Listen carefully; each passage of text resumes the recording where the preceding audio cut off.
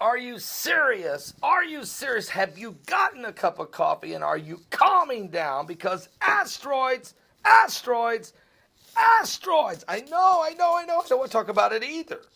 But now the rabbis in Israel are talking about it. Now, I did a video about this last week. Now they're talking about it. And I'm not mentioned in the article, but boy, a lot of the stuff I brought out is written in the lines here. Here's what they're writing. NASA trains for Nibiru-like asteroid apocalypse. I'll show you the headlines right there. Okay, that's breaking Israeli news. All right, here's what they're saying. An apocalyptic end-of-days scenario involving a mysterious planetary body may not be as unlikely as it appears, as evidenced by a massive joint simulation by NASA and FEMA anticipating a worst-case strike by a 330-foot meteor. They did a drill for this last month in California.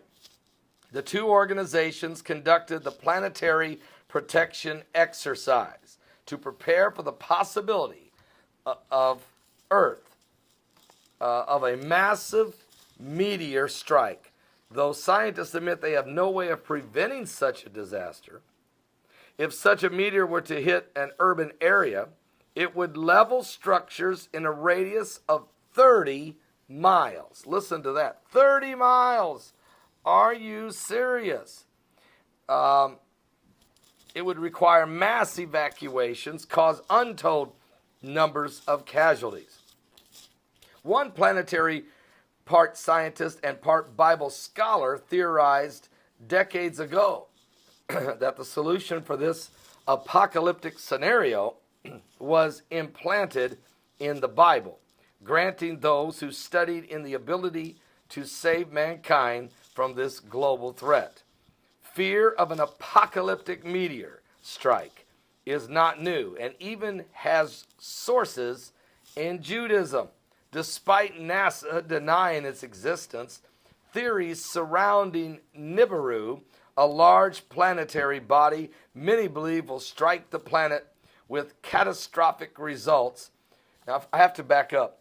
NASA admitted they discovered Planet X in 1985 and had a study go on until 1992. For 7 years, had teams of scientists studying it. And then in December of 2015, astronomers in the high-altitude mountains of Chile, using observatories and powerful telescopes and observatories, spotted Planet X again, and it's in the same place. It's in the constellation of Orion. But let me move on here. Just a few months ago, Rabbi Alon Anava, a prominent educator, spoke about Planet X, also known as Nibiru, as one of the ways in which God could send divine retribution. Rabbi Anava suggested that Nibiru was the cause of the flood in the time of Noah, warning the same method could be used again in the future. Quote, he moved one of the planets a little bit that caused the flood to happen, according to Rabbi Anava. And that is his theory he gave in a lecture. But Rabbi Glazerson, a renowned expert in Torah codes, found hints of a cataclysmic strike by Nibiru hidden in the Bible.